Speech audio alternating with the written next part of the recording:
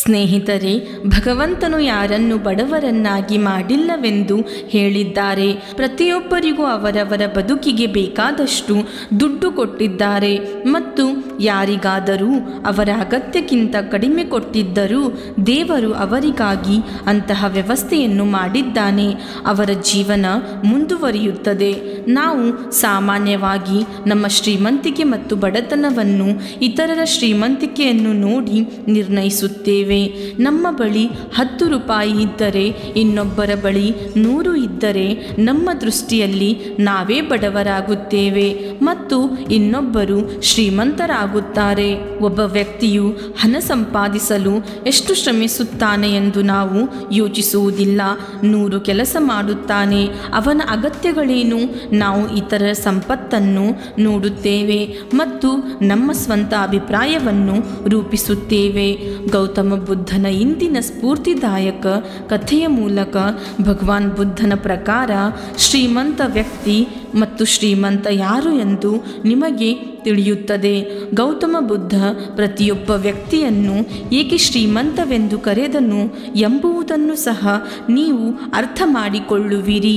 ಗೌತಮ ಬುದ್ಧನ ಕಥೆಯು ನಿಮ್ಮನ್ನು ತುಂಬ ಮೆಚ್ಚಿಸುತ್ತದೆ ಮತ್ತು ಬುದ್ಧನ ಈ ಸ್ಫೂರ್ತಿದಾಯಕ ಕಥೆಯಿಂದ ಕಲಿತ ಪಾಠಗಳು ನಿಮಗೆ ತುಂಬ ಉಪಯುಕ್ತವಾಗುತ್ತವೆ. ಒಮ್ಮೆ ಹೀಗಾಯಿತು. ಒಂದು ರಾಜ್ಯದ ರಾಜನು ಗೌತಮ ಬುದ್ಧನನ್ನು ಕೆಲವು ದಿನಗಳವರೆಗೆ ತನ್ನ ರಾಜ್ಯಕ್ಕೆ ಭೇಟಿ ನೀಡುವಂತೆ ಆಹ್ವಾನಿಸುತ್ತಾನೆ. ಬುದ್ಧನು ಆ ರಾಜನ ಆಹ್ವಾನವನ್ನು ಸ್ವೀಕರಿಸಿ ತನ್ನ ಕೆಲವು ಶಿಷ್ಯರೊಂದಿಗೆ ಆ ರಾಜ್ಯಕ್ಕೆ ಹೋದನು. ರಾಜನು ಬುದ್ಧನನ್ನು ಭೇಟಿಯಾಗಿ ತನ್ನ ರಾಜ್ಯದ ಜನರ ಸಮಸ್ಯೆಗಳನ್ನು ಪರಿಹರಿಸಲು ಮತ್ತು ಸನ್ಮಾರ್ಗವನ್ನು ಅನುಸರಿಸಲು ಕಲಿಸಲು ಕೆಲವು ದಿನಗಳ ಕಾಲ ಅಲ್ಲಿಯೇ ಇರಲು ವಿನಂತಿಸುತ್ತಾನೆ. ಬುದ್ಧನು ರಾಜನ ಮಾತಿಗೆ ಒಪ್ಪಿದನು ಮತ್ತು 3 ದಿನಗಳ ಕಾಲ ಈ ರಾಜ್ಯದಲ್ಲಿ ಧಾರ್ಮಿಕ ಮಂಡಳಿಯನ್ನು ನಡೆಸಲು ನಿರ್ಧರಿಸುತ್ತಾನೆ. ಗೌತಮ ಬುದ್ಧನ ಆಗಮನದ ಸುದ್ದಿ ರಾಜ್ಯಾದ್ಯಂತ ಹರಡಿತು ಮತ್ತು ಮೊದಲ ದಿನವೇ ಅನೇಕ ಜನರು ಧಾರ್ಮಿಕ ಸಭೆಗೆ ಬರುತ್ತಾರೆ. ಅದೇ ರಾಜ್ಯದ ಕವಲುದಾರಿಯಲ್ಲಿ ಒಬ್ಬ ಭಿಕ್ಷುಕ ಕುಳಿತುಕೊಳ್ಳುತ್ತಾನೆ. ಗೌತಮ ಬುದ್ಧನ ಆಗಮನದ ಸುದ್ದಿಯು ಅವನಲ್ಲಿಯೂ ತಲುಪುತ್ತದೆ. ಆದರೆ ಧಾರ್ಮಿಕ ಸಭೆಗೆ ಹೋಗಿ ಇಲ್ಲಿ ಕುಳಿತರೆ ತನಗೆ ಏನು ಸಿಗುತ್ತದೆ ಎಂದು ಯೋಚಿಸತೊಡಗಿದನು. ಜನರು ಬರುತ್ತಿದ್ದಂತೆ ಅವರು ಖಂಡಿತವಾಗಿಯೂ ನನಗೆ ಭಿಕ್ಷೆಯಲ್ಲಿ ಏನನ್ನಾದರೂ ನೀಡುತ್ತಾರೆ ಎಂದು ಯೋಚಿಸುತ್ತಾನೆ. ಮೊದಲ ದಿನವೇ ಸಾಕಷ್ಟು ಜನ ಬಂದಿದ್ದರು. ಈ ಭಿಕ್ಷುಕ ಉತ್ತಮ ಮೊತ್ತ ಗಳಿಸುತ್ತಾನೆ. ಮರುದಿನವೂ ಅದೇ ಅನುಕ್ರಮ ಮುಂದುವರಿಯಿತು. ಆಗ ಭಿಕ್ಷಾಟನೆಯೊಂದಿಗೆ ಧಾರ್ಮಿಕ ಸಭೆಗೆ ಹೋಗುವಾಗ ಜನರು ತುಂಬಾ ದುಃಖ ಮತ್ತು ಅತೃಪ್ತಿ ಹೊಂದುತ್ತಿರುವುದನ್ನು ಭಿಕ್ಷುಕ ಗಮನಿಸುತ್ತಾನೆ ಮತ್ತು ಅವರು ಭಿಕ್ಷೆಯಲ್ಲಿ ಅವನಿಗೆ ಏನು ಕೂಡ ನೀಡುತ್ತಿರಲಿಲ್ಲ. ಹಾಗೆಯೇ ಅವರು ಬುದ್ಧನನ್ನು ಭೇಟಿಯಾದ ನಂತರ ಹಿಂತಿರುಗಿ ಬರುವಾಗ ಅವರು ತುಂಬಾ ಸಂತೋಷದಿಂದ ಕಾಣುತ್ತಿದ್ದರು ಮತ್ತು ಸಂತೋಷದಿಂದ ಭಿಕ್ಷೆಯನ್ನು ನೀಡುತ್ತಿದ್ದರು. ಹೀಗೆಯೇ ಯೋಚಿಸುತ್ತಾ 2ನೇ ದಿನವೂ ಕಳೆಯಿತು. 3ನೇ ದಿನ ಕೆಲವೇ ಜನರು ಬಂದಾಗ ಭಿಕ್ಷುಕನು ಅಸಮಾಧಾನಗೊಂಡನು. ಅವನು ಏನು ಕೂಡ ಗಳಿಸಲಿಲ್ಲ.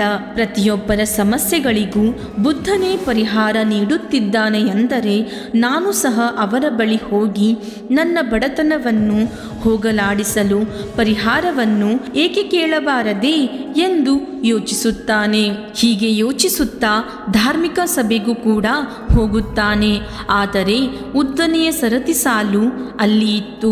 ಬಹಳಷ್ಟು ಕಷ್ಟಪಟ್ಟು ಅವನ ಸರದಿ ಬಂದಿತು. ಬುದ್ಧನ ಬಳಿಗೆ ಬಂದು ನಮಸ್ಕರಿಸಿ ಹೇಳುತ್ತಾನೆ, ಸ್ವಾಮಿ, ಈ ಹಳ್ಳಿಯಲ್ಲಿ ಎಲ್ಲರೂ ಸಂತೋಷವಾಗಿದ್ದಾರೆ ಮತ್ತು ಎಲ್ಲರೂ ಶ್ರೀಮಂತರಿದ್ದಾರೆ. ಹಾಗಾದರೆ ನಾನು ಏಕೆ ಬಡವ ಎಂದು ಕೇಳುತ್ತಾನೆ. ಆಗ ಬುದ್ಧರು ಹೇಳುತ್ತಾರೆ, ನೀನು ಬಡವ ಏಕೆಂದರೆ ನೀನು ಯಾವಾಗಲೂ ಇತರರಿಂದ ಕೇಳುತ್ತೀಯ, ಆದರೆ ಯಾರಿಗೂ ಏನನ್ನು ನೀಡಿಲ್ಲ ಎಂದು ಭಗವಾನ್ ಬುದ್ಧರು ಭಿಕ್ಷುಕನಿಗೆ ಹೇಳುತ್ತಾರೆ. ಜನರು ನಿಮಗೆ ಭಿಕ್ಷೆಯಲ್ಲಿ ಬಹಳಷ್ಟು ಹಣವನ್ನು ನೀಡುತ್ತಾರೆ ಎಂದು ನೀನು ಭಾವಿಸುತ್ತೀಯ.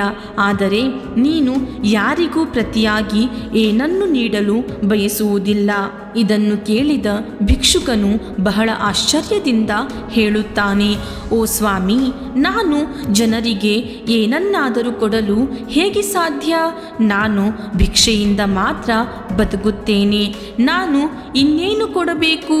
ಆಗ ಬುದ್ಧ ಸ್ವಲ್ಪ ಸಮಯದವರೆಗೆ ಮೌನವಾದರು ಮತ್ತು ಸ್ವಲ್ಪ ಸಮಯ ವಿರಾಮಗೊಳಿಸಿದ ನಂತರ ಹೇಳುತ್ತಾರೆ, ನೀವು ತುಂಬ ಮೂರ್ಖ.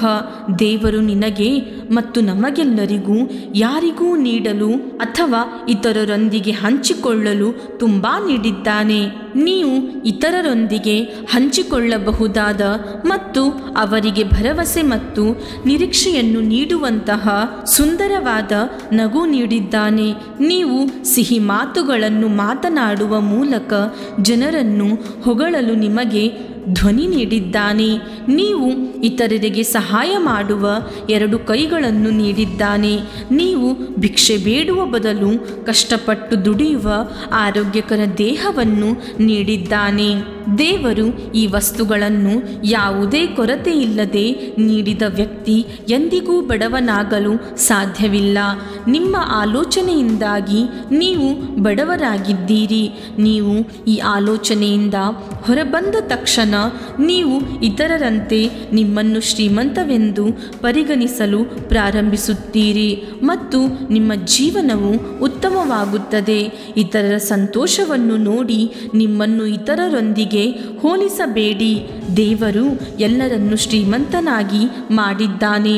ನಿಮಗೆ ಬೇಕಾಗಿರುವುದು ನಿಮ್ಮ ಆಲೋಚನೆಯನ್ನು ಸುಧಾರಿಸುವುದು. ಭಗವಾನ್ ಬುದ್ಧನ ಮಾತುಗಳನ್ನು ಕೇಳಿದ ನಂತರ ಮನುಷ್ಯನು ತನ್ನ ಜೀವನದ ಮೌಲ್ಯವನ್ನು ಅರ್ಥ ಮಾಡಿಕೊಂಡನು ಮತ್ತು ಅವರು ನೀಡಿದ ಬೋಧನೆಗಳ ಪ್ರಕಾರ ತನ್ನ ಜೀವನವನ್ನು ಪ್ರಾರಂಭಿಸಿದನು. ಸ್ನೇಹಿತರೆ, ನಾವೆಲ್ಲರೂ ನಮ್ಮನ್ನು ಇತರರೊಂದಿಗೆ ಹೋಲಿಸಿದಾಗ ಅಥವಾ ಇತರರು ಸಂತೋಷವಾಗಿರುವುದನ್ನು ನೋಡಿದಾಗ ನಮ್ಮ ಜೀವನವು ಕೆಟ್ಟದಾಗಿದೆ ಮತ್ತು ಎಲ್ಲರೂ ಮೋಜು ಮಾಡುತ್ತಿದ್ದಾರೆ ಎಂದು ನಾವು ಭಾವಿಸುತ್ತೇವೆ. ನಮ್ಮ ಜೀವನದಲ್ಲಿ ನಾವು ಎಂದಿಗೂ ಒಳ್ಳೆಯ ವಿಷಯಗಳ ಮೇಲೆ ಕೇಂದ್ರೀಕರಿಸುವುದಿಲ್ಲ. ದೇವರು ನಮಗೆ ಆರೋಗ್ಯಕರ ದೇಹವನ್ನು ಕೊಟ್ಟಿದ್ದಾನೆ ಎಂದು ನಾವು ಎಂದಿಗೂ ಯೋಚಿಸುವುದಿಲ್ಲ. ಅದು ಅತ್ಯಂತ ಅಮೂಲ್ಯವಾದದ್ದು.